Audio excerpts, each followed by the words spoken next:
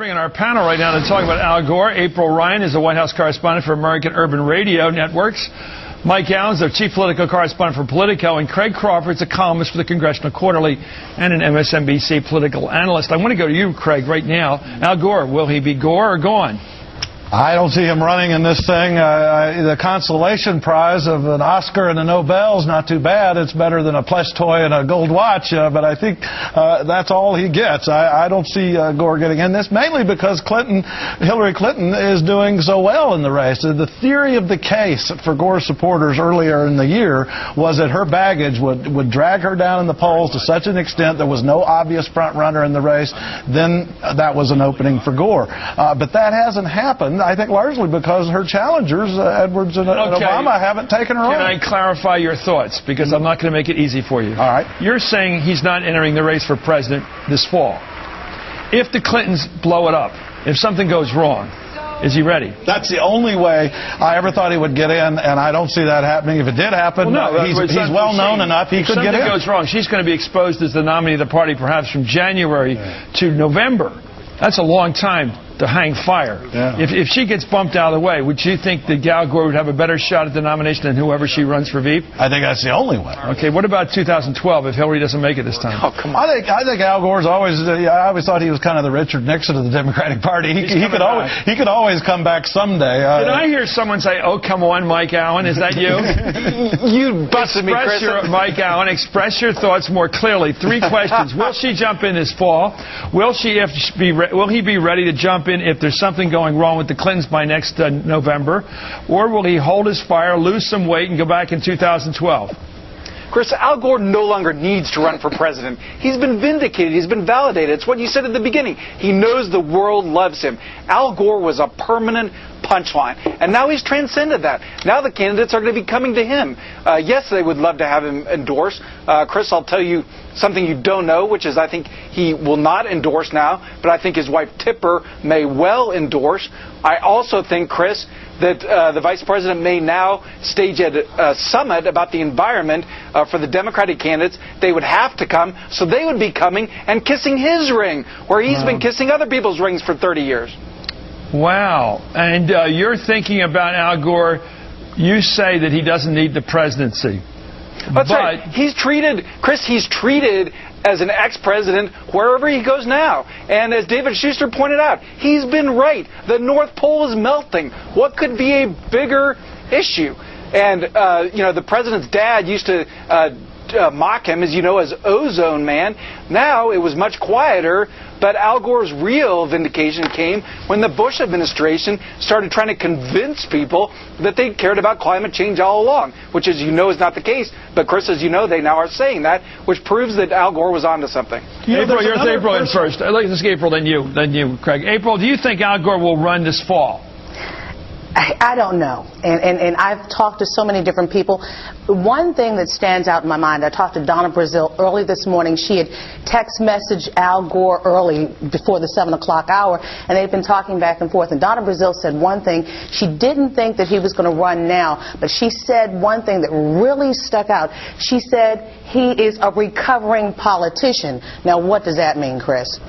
Well, it means the bug's still in him somewhere. That's right. That's what I'm saying. So you never know. But as Mike said, I agree wholeheartedly. He is vindicated. He's vindicated after creating the Internet. He's vindicated after Elian Gonzalez. He's vindicated after losing, after the Supreme Court gave the presidency to George W. Bush. And he's vindicated now after supporting Howard Dean for president. Another personal factor I think would argue against it in his case is I was stunned to find out how rich he's gotten. He's actually become a very good businessman. He made millions in a deal with Google. His cable channel's doing well. There are estimates that he's now worth something like $100 million. So I think success in the business world is something he's enjoying very much right now and would have to give up possibly if he got back into politics. Right, and Chris, now he's found something that he's good at. And as you know, campaigning was not something that he was good at. But now his life really is a party. Well, my theory is, and I want to run it by you, politicians are most attractive when they're pushing something really important to us all and not pushing themselves. Whether it was Roosevelt and trying to save us from the Great Depression, or it was Ike getting us out of Korea, or whoever, even Reagan cutting taxes or whatever, beating the Soviets. When you're selling yourself as a personality without any real goal behind it, people don't really like you that much. But Gore now has a cause. I think there's a big difference between Al Gore of 2000 and Al Gore of 2007. But Al Gore today has a mission. It is, if he got back into politics and ran for office, that sort of diminishes his cause. Yes, it makes the global warming initiative look like it was just politics. But Gore had a cause, and he could lose, and now he can't lose. Gore had a cause prior to this.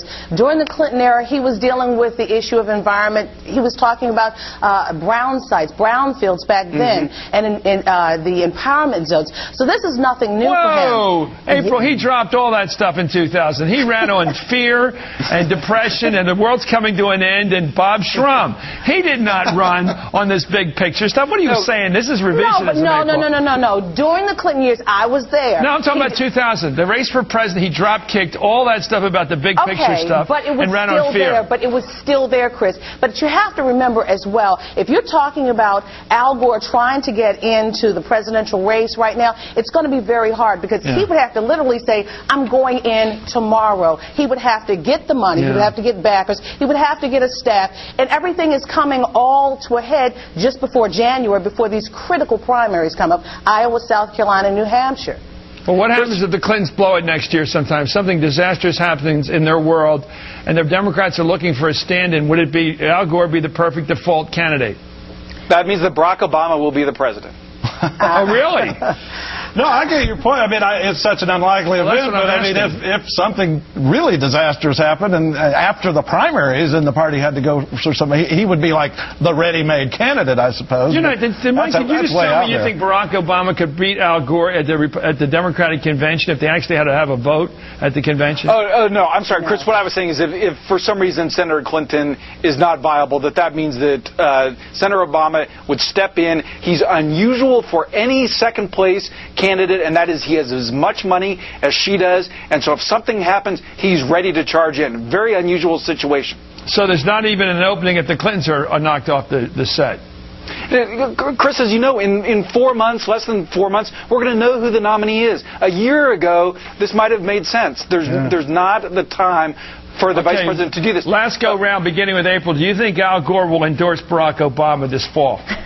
I think he's going to be very careful in who he endorses after the fiasco with Howard Dean. What do you think, Craig? It was before his Oscar and his Nobel, but the endorsement of Howard Dean was pretty much of a joke. I don't know what it would mean. I think it'd be better for his cause. Again, I think it depends on, if he's really committed to his cause. It's probably better for his cause not to endorse and make sure that whoever is the nominee embraces what he wants in global warming. I think we'll know if he's serious about global warming or about politics if he doesn't endorse. It seems to me, Mike, if he doesn't endorse, that means he's serious about his cause. If he does endorse, he's splitting up his army to fight the anti-Clinton wars.